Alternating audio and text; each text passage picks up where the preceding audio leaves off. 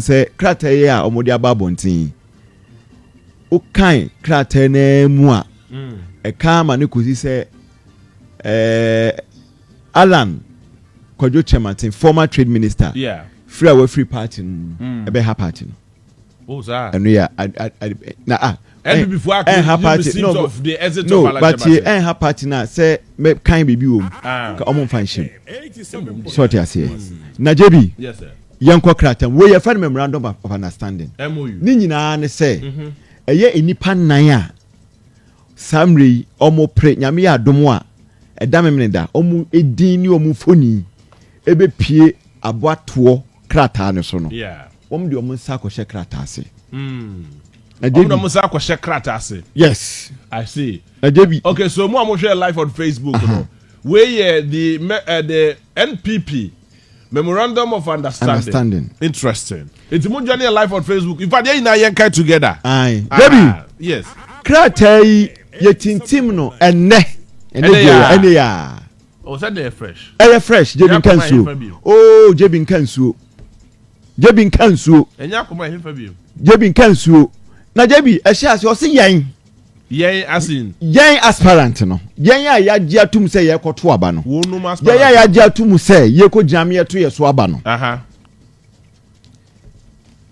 Ye ka nyina ne say ye committed. Ana say ye tu ye ho asi ho. Say ye je kabima mi kabi amamu edi afi so party ni nkabom ye gidi and afi say asumdua beba NPP amanu ku ni mu so no e ya de say ye kurabutwe I see and ye ade edi kan oh okay afi so omasa de omonsa ahye krata asese omo agitum okay here say MPP amanyo kuo no eda memenda wo mo bebo mo homodin bia sa bato no beto no omema asumdue pepepe ye eno no kurari die abam oh sakane bi omugitum se abato a MPP amanyo kuo no to eda memenda no omugitum se no kwaridie pepepe ye eni asumdue truth, fairness, and peace. Okay. Okay. Oh. So omugitum. Say nyame adum na so moto aba ni wia. Omeka mo ho abom. What say? Omeka mo ho abom. MPP for. Omeka mo ho abom. Okay. Esan say enkabo mu pe ene betimi aboa na breaking the 8 no. That's not possible. Etimi abem. I see. Na so ye tie nie ye di kan JB meka ne brofo okay na wia wankasa wachase utwi yeah acceptance of primary election results okay and ye di kan o say we commit ourselves to accept the result of the November 4 2023 presidential primary election of the NPP and we will respect the outcome irrespective of the result JB if I call let's say ya kan atumu say aja atumu say ye kwakọ ginam ya to ye so aba no ye gitumu say abato ye kwakọtui ni obedi ntwo ene ni obekọ akọfa bia no ye nyina ye be jatum the way abato no besi akọ JB ye to so mienu I see was it promotion of peace and cohesion oh okay we pledge JB okay I pledge I promise on my honor to be faithful and loyal to Ghana my motherland I pledge myself to the service of Ghana with all my strength with all my heart I promise to hold in high esteem our heritage you can't no jump war now for war into when to me so what I say JB yes was it we pledge to work together to maintain peace and cohesion within the MPP I see during and after the primary election we will refrain from engaging in any actions or rhetoric that may disrupt party unity JB Nko almost say omuyina de almost ato omoboso eno mo ka twetwe de abonyakopo anim ne MPP for pay for anim say abato mo kwa akotui omema asundue aba ene nkabo mo aba before so meto aba no ɛde sɛ ɔmbɛto aba na wie ɛtɛm ɔmbɛto aba no ɛde sɛ ɛtɛm ɔmbɛto aba na wie no ɔmɛ make sure sɛ asomdwe ne pɛpɛɛpɛ yɛ bɛba ɛne nkabom bɛba na ɔmo nyɛ bibia ma MPP party no ɛnkɔgyigya na ɛkyena nkɔ akɔfa sɛ foforɔ de aba JB for aso fam wɔ ha wei yɛ deɛ ɛtɔ so mmiɛnsa I see kɔ ɛyi aso for aso fam was in no resignation from the party and you itrasem where itrasem no just go to chapter 2 verse 3 was say we undertake Allah not to leave or resign from the MPP regardless of the outcome of the primary election. We shall remain active and dedicated members of the MPP party. JB it's just no say me free party the muda. Me free party the muda. JB fire call. Oh, that's all can okay trust him. Make trust him. It trust him no. I say me free party the muda. Na ye call am ye to yaso aba no. Ya je ho atum say ye party no ye koto aba ni wi a ni ebesi se be ko nifa ana se be ko benku. E be ka ye ho abom. Na mu ye nkoye mentimi ho ase bia na akoka se mentimi ho free party dabi wonte ho a ye ai de besa aba oso wo nim na otokote ho ya besa de aba aha David itrasem no we ye the toss na itrasem was say support for the winner. Oh okay David o say we commit ourselves to diligently and conscientiously work to support the winner of the MPP presidential ticket both during the 2024 election and in securing a sweeping and or working majority in the next parliament of the Republic of Ghana. The support will be aimed at achieving the overall success of the MPP. And I know it trust them no say yebeboa nobody kai.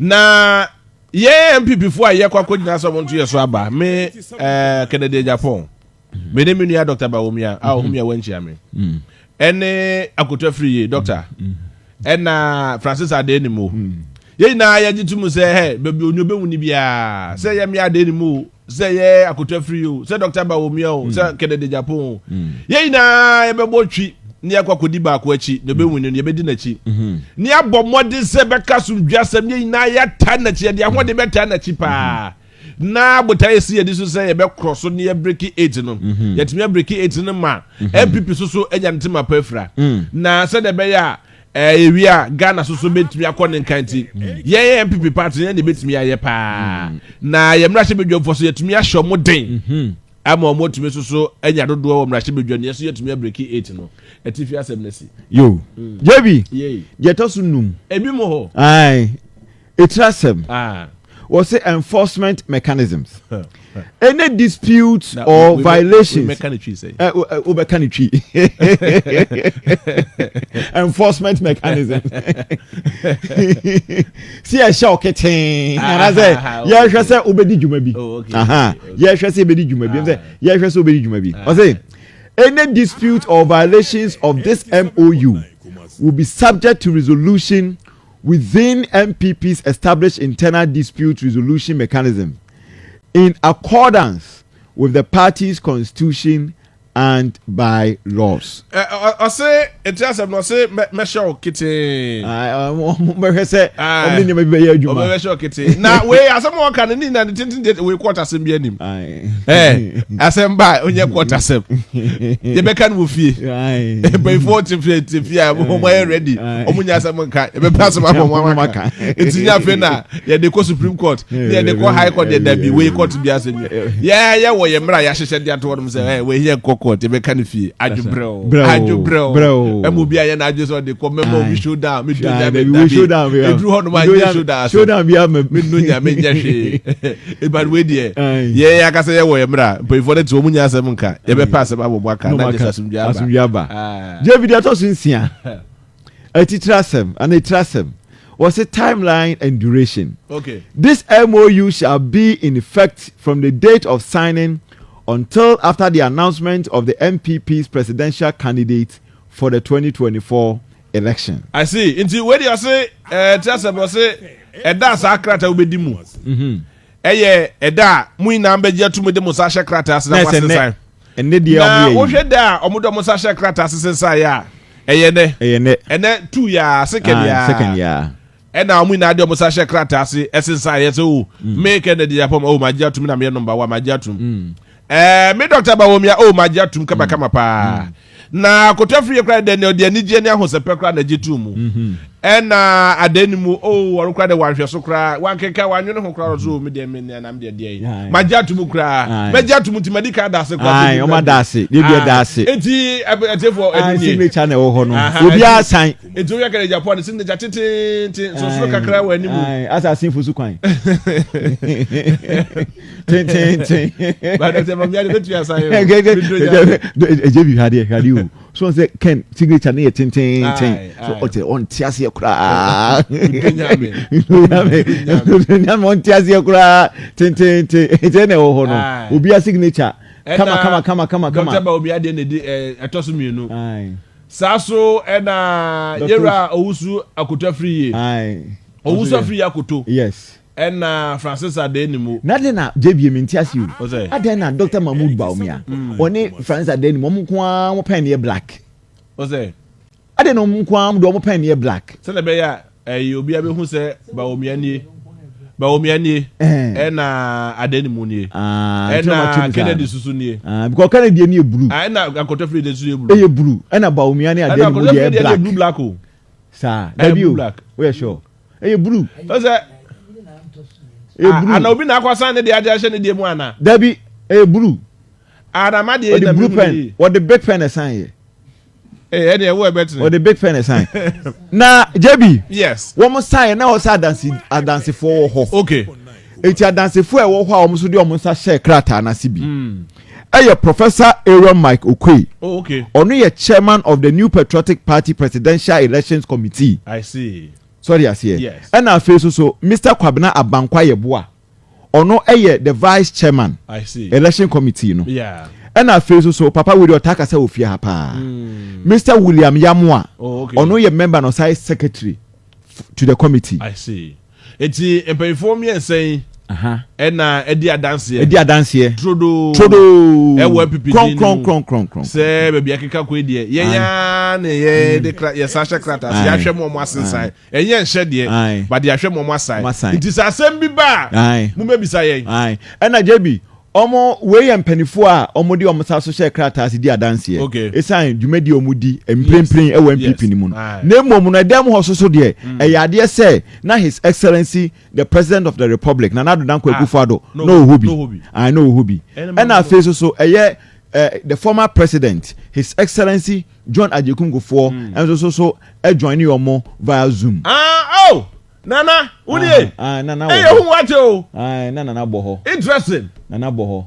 Akofo. Ado.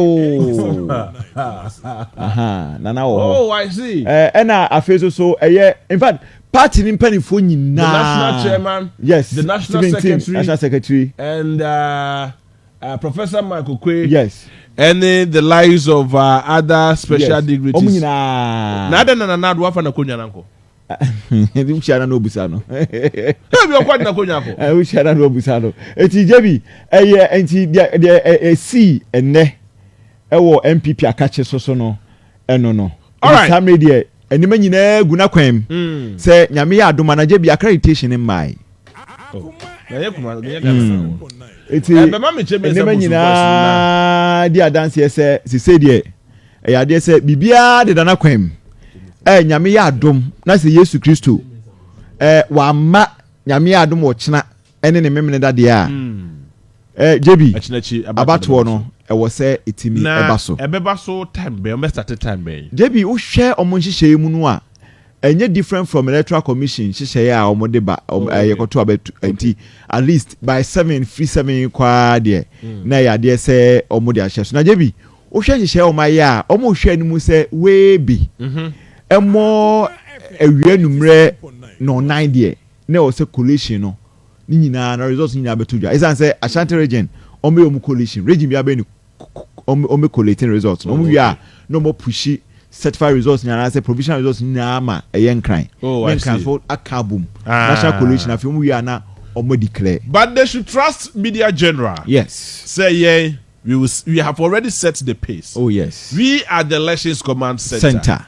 It is a nyambo declare results now. Yeah, the cry ban sana national. It's different from national. They say more send north no.